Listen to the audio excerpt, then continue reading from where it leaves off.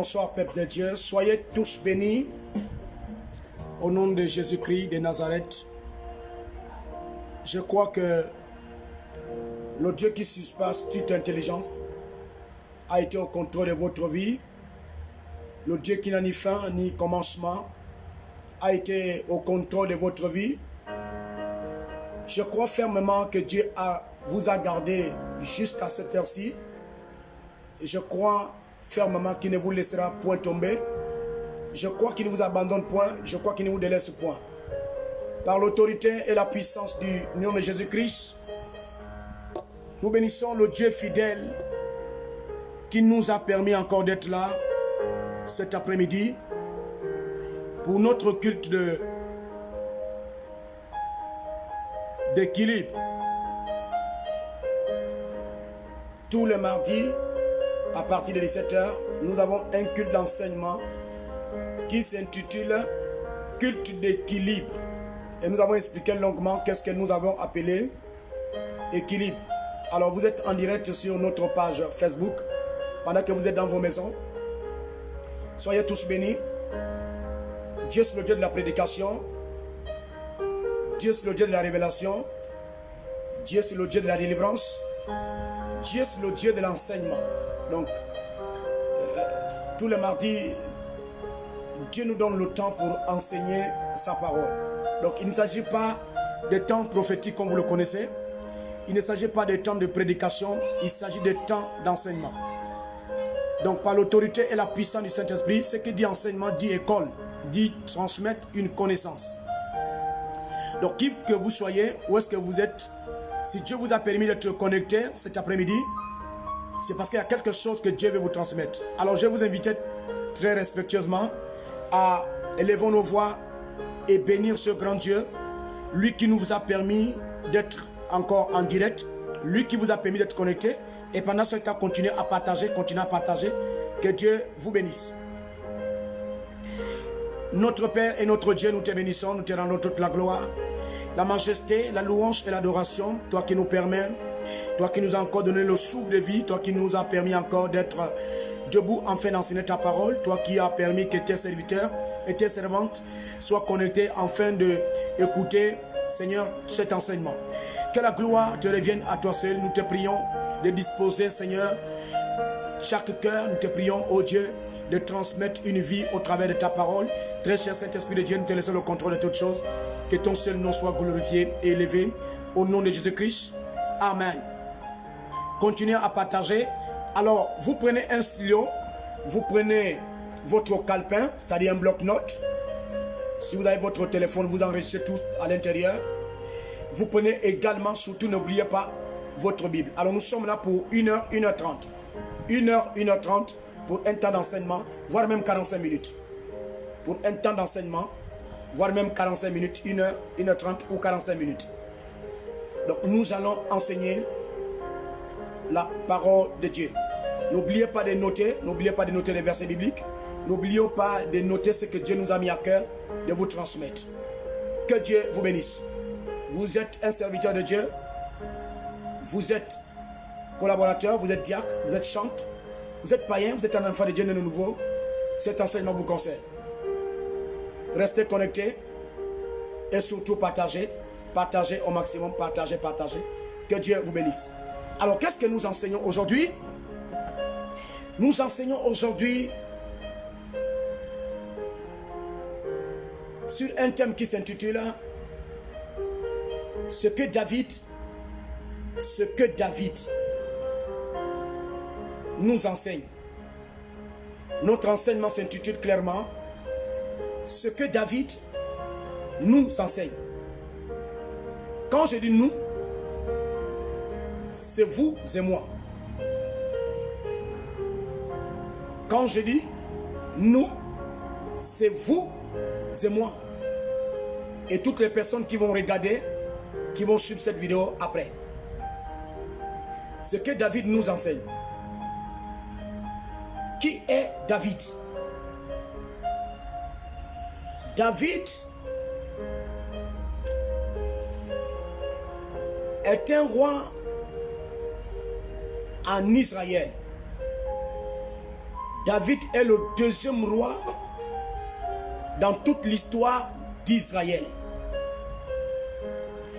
David, c'est celui qui a remplacé la parole de vie Saoul. Ce que David nous enseigne. Ouvrons nos Bibles et préparons-nous à écouter la parole de Dieu. David est un personnage biblique,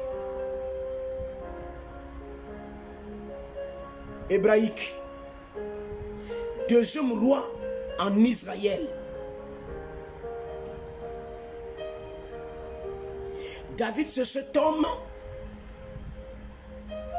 quand Israël était en guerre et à la tête des Philistins, il y avait Goliath.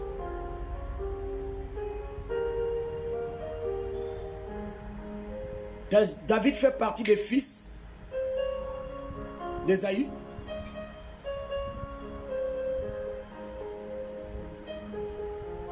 David, c'est le vainqueur de Goliath. Voici la définition de David. Personnage biblique, hébraïque, c'est un hébreu. Deuxième roi, ça c'est important. Deuxième roi dans toute l'histoire d'Israël. Le premier roi, c'est Saoul. David, c'est le vainqueur de Goliath lorsque Israël était en guerre. Dans le premier livre de 1 Samuel, au chapitre 17, du verset 1 jusqu'au verset 12,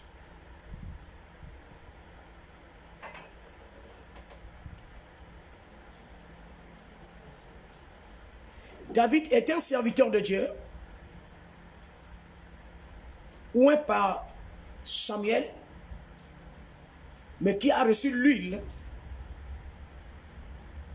de la corne et non de la fiole. Trois définitions sur la personne de David. La troisième définition, David est le serviteur de Dieu, oint par Samuel, et il a reçu son huile par l'onction de la corne et non de la fiole. Différent de Saoul qui a reçu l'onction de la fiole. La parole de vie, à chaque fois que vous lisez la Bible, il y a trois choses que la Bible révèle. À chaque fois que vous lisez la Bible, il y a trois choses. Sinon deux choses.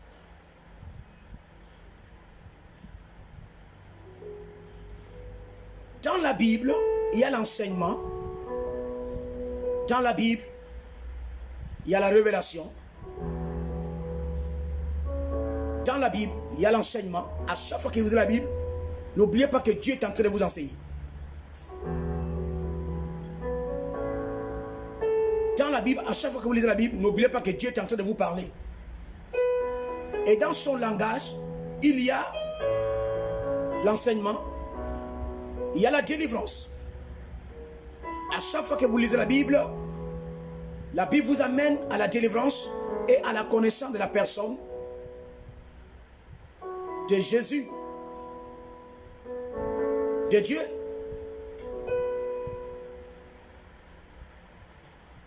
La parole de vie, chaque circonstance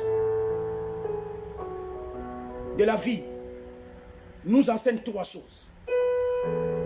Chaque circonstance de la vie nous enseigne trois choses. Chaque événement de la vie nous enseigne trois choses.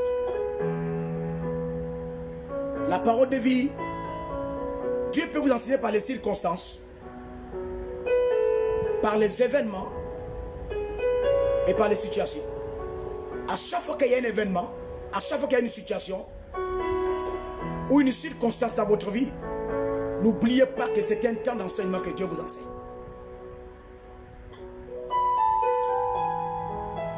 Les circonstances nous amènent dans l'enseignement.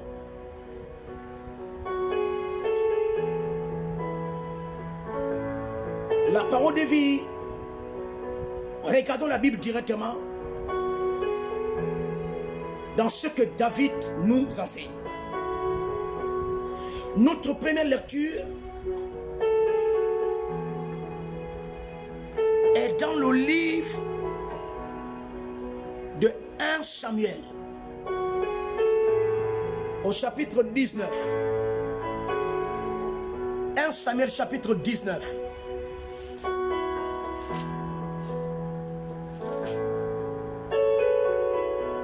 Samuel chapitre 19, nous sommes au verset 1er. Nous lisons le verset 1er, le verset 4 et le verset 6. Saoul parla à Jonathan, son fils, et à tous ses serviteurs de faire mourir David. Mais Jonathan, fils de Saoul, qui avait une grande affection pour David.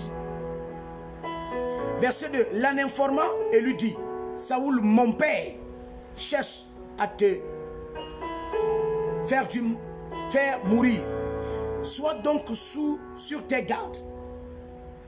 Demain matin, reste à un lieu retiré et cache-toi. Je sortirai et je me tiendrai à côté de mon père dans le champ où tu seras. Verset 4. Jonathan parla favorablement de David à Saoul, son père, que le roi dit: il ne commettra pas un péché à l'égard de son serviteur David, car il n'en a point commis envers toi. Au contraire, il agira pour ton bien. Verset 6. Saoul écouta la voix de Jonathan et il jura en disant: l'Éternel est vivant, David ne mourra pas.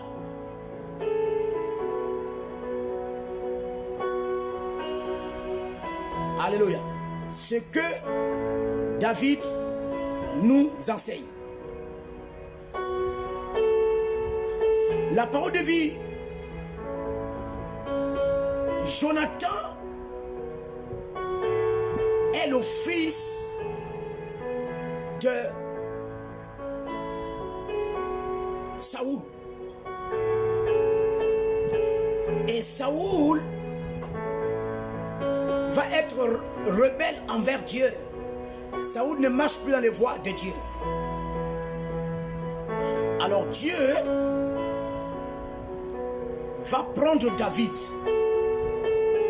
afin d'occuper la royauté.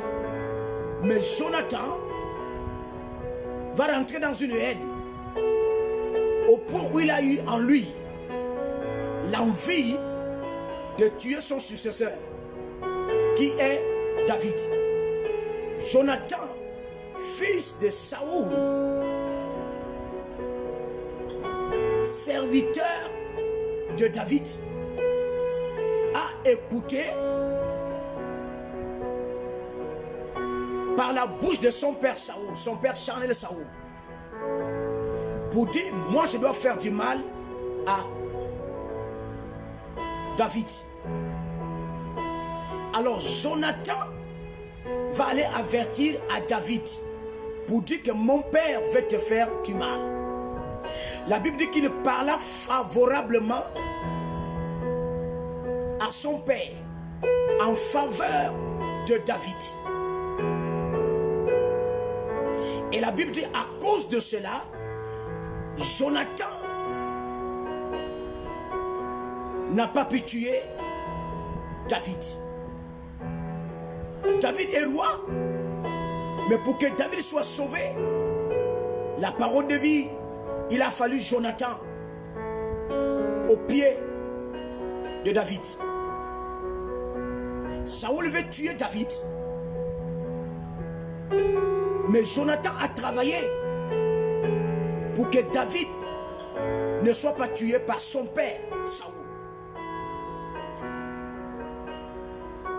Allons-y en profondeur dans notre enseignement. Regardons la parole de Dieu dans le livre de 1 Samuel 18. 1 Samuel 18. Nous lisons seulement le verset premier. 1 Samuel 18, nous lisons seulement le verset premier. La Bible parle de l'amitié de Jonathan pour David. David avait achevé de parler à Saoul. Et dès lors, l'âme de Jonathan fut attachée à l'âme de David. Lorsque David avait fini de parler à Saoul, à cause des paroles de David envers Saoul, la Bible dit que le fils de Saoul, qui est Jonathan, son âme s'est attachée à l'âme de David. En d'autres termes, David a fini de donner la prédication. Et dans cette prédication, le cœur de Jonathan s'est attaché au cœur de David. En d'autres termes, David a fini de prêcher. David a fini d'enseigner à Saoul.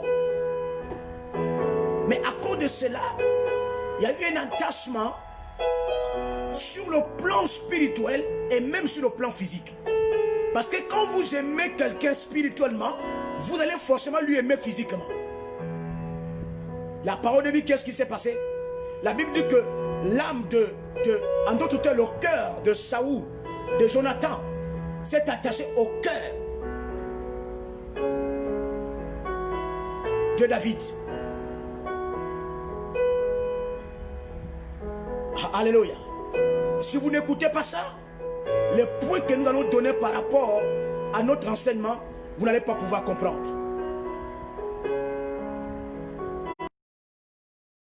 Directement dans le livre de 1 Samuel, toujours au verset 14, ce que David nous enseigne. Avant d'écouter, qu'est-ce que David nous enseigne? Il est très important de comprendre l'histoire entre David, Jonathan, Saoul. Au verset 14 de 1 Samuel. Verset 49. Verset 49 de 1 Samuel, chapitre 14. Les fils de Saoul étaient Jonathan. Donc Jonathan fait partie des fils de Saoul. Il en avait plusieurs. Au verset 14, vous voyez la liste des enfants de Saoul. Et parmi ces enfants, il y avait Jonathan.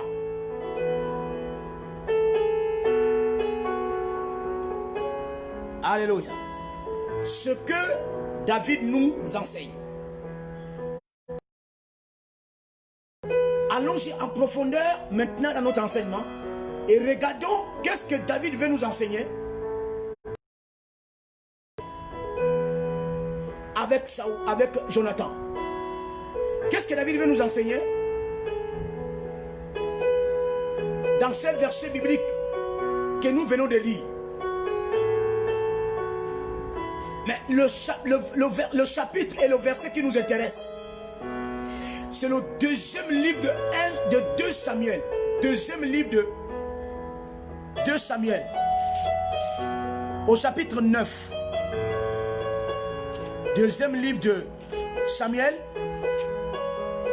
Chapitre 9. Verset 1er. Ce que David nous enseigne. Alléluia. Jeune homme, jeune femme, monsieur, enfant de Dieu, païen, chrétien. Qu'est-ce que David veut nous enseigner? Dans le deuxième livre de Samuel, au verset 1er, la Bible dit, David dit, après qu'il y a eu la guerre, après qu'il y a eu l'attachement de Saoul, de Jonathan auprès de Saoul, après qu'il y a eu l'attachement de Jonathan auprès de David. Après que Jonathan a été le père, le fils charnel de Saoul et le fils spirituel de David. Qu'est-ce que la Bible nous enseigne? Et qu'est-ce que David, quel a été le comportement de David? La guerre vient de finir. Parce que dans la vie, tout ne restera pas éternel. Quel que soit ce qui vous arrive, enfant de Dieu, il y aura toujours une fin. Quel que soit ce que vous traversez, il y aura toujours une fin. David est en guerre avec Saoul, par le mauvais cœur de Saoul. Et Jonathan a travaillé pour que Saoul, qui est son père, ne tue pas David. Et cet homme, Jonathan, a mis également des enfants au monde. La parole de Dieu, nous arrivons dans le deuxième livre de Samuel au chapitre 9, verset 1er. David dit, la Bible parle de la bienveillance de David envers Mephibosheth, qui est le fils de Jonathan. David dit, reste-t-il encore quelqu'un de la maison de Saoul? David vient d'arriver à la royauté. David vient d'être placé au trône. Je commence mon enseignement. David vient d'atteindre le sommet de sa vie. En d'autres termes, David a cherché le travail. En d'autres termes, Jonathan a aidé David à être là où il est au sommet. Après cela, pendant que David est maintenant au sommet, David va dire, est-ce qu'il n'y a pas quelqu'un qui reste encore dans la maison de Saoul pour que je lui fasse du bien à cause de Jonathan? Wow, ça c'est intéressant. David va chercher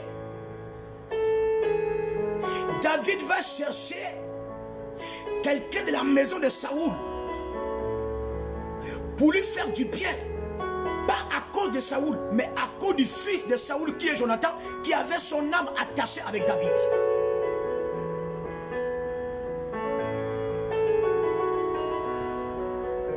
Alléluia. Ce que David nous enseigne,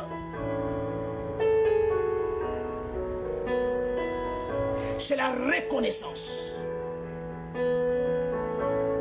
La reconnaissance, c'est la gratuité, souvenir des bienfaits reçus. David va être reconnaissant que si je suis arrivé là où je suis aujourd'hui, c'est parce que quelqu'un m'a aidé.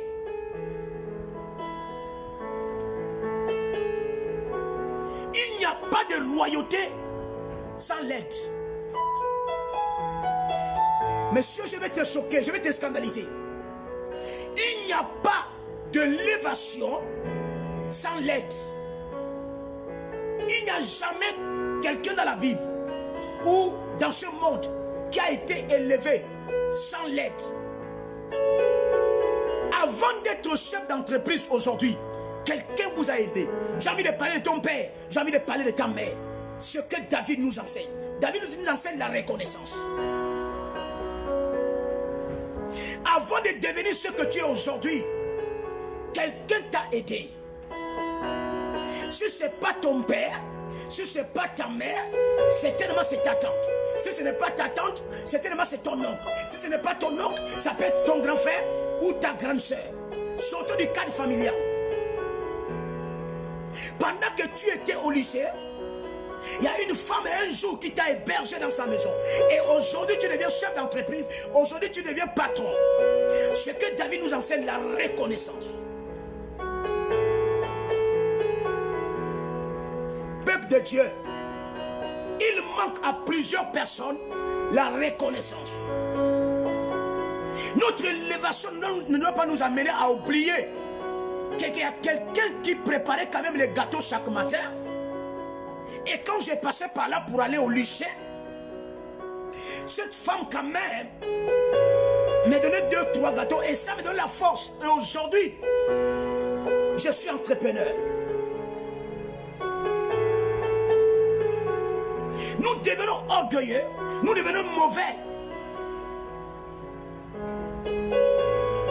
Alors que hier, quelqu'un nous a soutenus.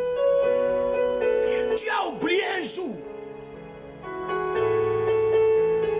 que cette dame que tu ne rends plus visite, cette femme que tu ne rends plus visite, Dieu l'a quand même utilisée pour t'acheter un stylo ou une ardoise. Et à cause de cela, tu as atteint le sommet de ta vie. La reconnaissance, le manque de reconnaître qu'il y a quelqu'un qui a fait du bien sur moi. Enfants de Dieu, nous devons être reconnaissants que si aujourd'hui je suis prédicateur de l'évangile, avant d'être là où je suis aujourd'hui, quelqu'un m'a enseigné la parole de Dieu. Quelqu'un m'a appris comment marcher dans le Seigneur. Dans le corps de Christ, il n'y a pas de reconnaissance. Dans les familles, il n'y a pas de reconnaissance. Ne parlons même plus des administrations. Il n'y a pas de reconnaissance. On oublie que le jour que je suis rentré dans cette société, quelqu'un m'a appris comment marcher. Quelqu'un m'a appris comment faire. On devient patron, on devient responsable. On oublie la reconnaissance. Dieu veut que nous soyons reconnaissants. Et David nous enseigne. Au point où David va se rappeler que hier j'étais combattu par Saoul. Mais son fils a été un instrument très efficace pour m'épargner la colère de Saoul. Et aujourd'hui, je suis roi. Je dois chercher à savoir, même s'il n'existe plus aujourd'hui, je dois chercher à savoir, est-ce qu'il n'y a même pas un enfant qu'il a laissé? Dans la reconnaissance, apprenez à rendre ce qu'on vous a donné. David veut nous enseigner qu'à un moment de notre vie, nous devons rendre ce qu'on nous a donné, les bienfaits.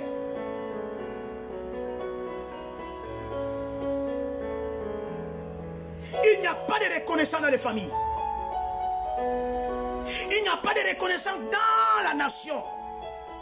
Dès qu'on a été élevé, c'est fini. Le peuple n'existe plus. La reconnaissance. Je le dis, il n'y a pas d'élévation sans un soutien.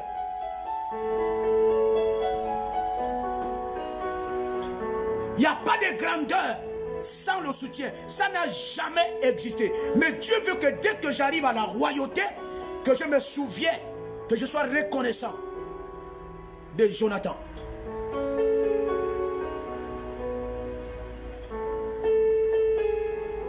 Dans tout ce que nous faisons, il y a toujours un Jonathan qui nous a soutenus quelque part. Alors, qu'est-ce qui va se passer? La Bible dit, au verset 2 de 2 Samuel, chapitre 9, verset 2. La Bible dit, il y avait un serviteur de la maison de Saoul nommé Tiba, que l'on fit venir auprès de David. Le roi lui dit, est-ce que tu es Tiba? Il répondit, ton serviteur. Le roi dit, n'y a-t-il personne de la maison de Saoul pour que je jouisse en faveur de lui de la bonté de Dieu? Et Tiba répondit au roi, il est encore dans la maison de... Il est dans la maison de Maki, fils de Maniel, fils d'Ananiel. Le débat. Verset 5. Le roi David l'envoya chercher dans la maison de Makir, fils de Daniel, Lodébar. Verset 6. Et Mephibosheth, fils de Jonathan. Mephibosheth, fils de Jonathan. Jonathan a mis au monde un enfant appelé Mephibosheth. Mais Jonathan ne vit plus. La deuxième chose que Dieu veut nous parler ici, par rapport à ce que David nous enseigne, c'est qu'un bienfait n'est jamais perdu. Enfant de Dieu, Dieu n'est redevable à personne. David veut nous montrer que un bienfait n'est jamais perdu. Avec Dieu, on ne sème pas sur une terre qui ne produit pas. Alors, au verset 6, Jonathan ne vit plus, mais il a quand même laissé un fils appelé Mephibosheth.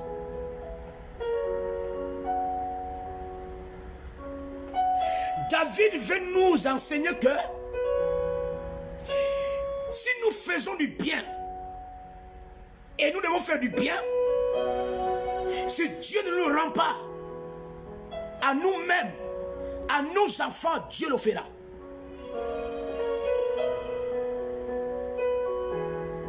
À un membre de nos familles, Dieu le fera. J'aimerais encourager toutes les personnes qui font du bien dans ce monde.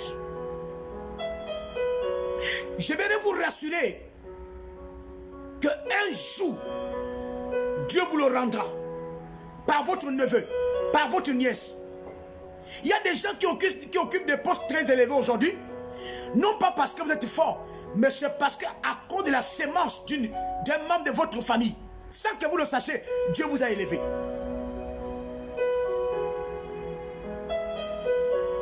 Je vous rassure une seule chose, que si les hommes peuvent oublier, David veut nous enseigner que l'oubli n'existe pas chez Dieu.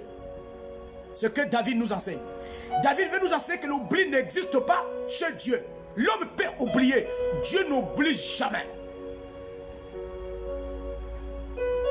Et la Bible dit que Jonathan avait laissé son fils appelé Mephibosheth.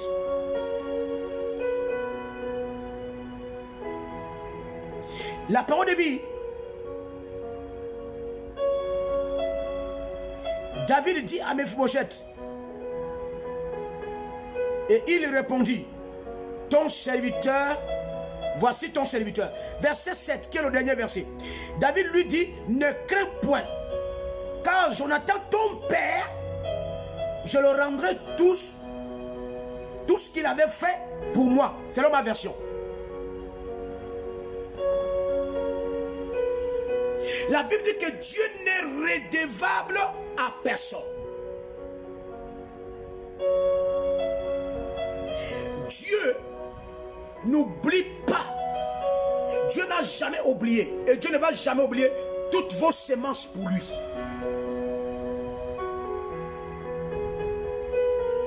Jeune homme, jeune femme,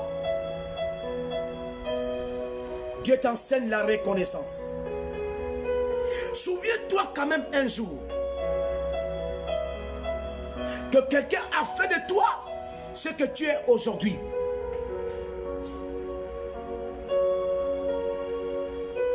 Souviens-toi quand même un jour que la santé que tu as aujourd'hui, il y a quelqu'un qui a prié pour toi. La reconnaissance. Souviens-toi, jeune femme, qu'aujourd'hui tu deviens femme mariée. Plusieurs ne sont pas mariés à cause des conseils de ta mère, à cause des conseils de ta tante. Qu'est-ce qui nous arrive souvent? Dès qu'on occupe la royauté, la parole de vie, notre mère devient sorcière. Le manque de reconnaissance. Notre grand-mère qui nous a gardés devient sorcière. Nous devenons ennemis de ceux-là qui ont travaillé pour que nous soyons là où nous sommes. Comment cette manière de faire commence? On va haïr la mère, on va haïr le peuple qui nous a placés là. On oublie que c'est ce peuple qui nous a placés là où nous sommes aujourd'hui. On oublie que je suis parti étudier parce que les membres de ma famille ont quand même cotisé pour que j'aille à l'étranger. Aujourd'hui, je deviens patron. Enfant de Dieu, la reconnaissance. La reconnaissance, c'est ce que David nous enseigne aujourd'hui. Et dans cette reconnaissance, David veut nous dire qu'un bienfait n'est jamais perdu.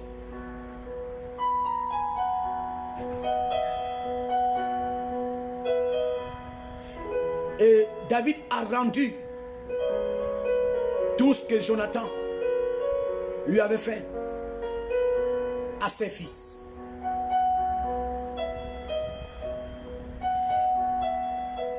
Je supplie Dieu, que Dieu te rappelle dans tes prières, dans tes jeûnes, dans ton bureau. Où est-ce que tu reviens? David veut nous enseigner que dans la vie, il y a toujours un départ et il y a une arrivée. Mais pour que nous arrivions, il faut un Jonathan. Et quand nous allons arriver, n'oublions pas Jonathan. Les gens se sont battus pour que tu sois là où tu es aujourd'hui.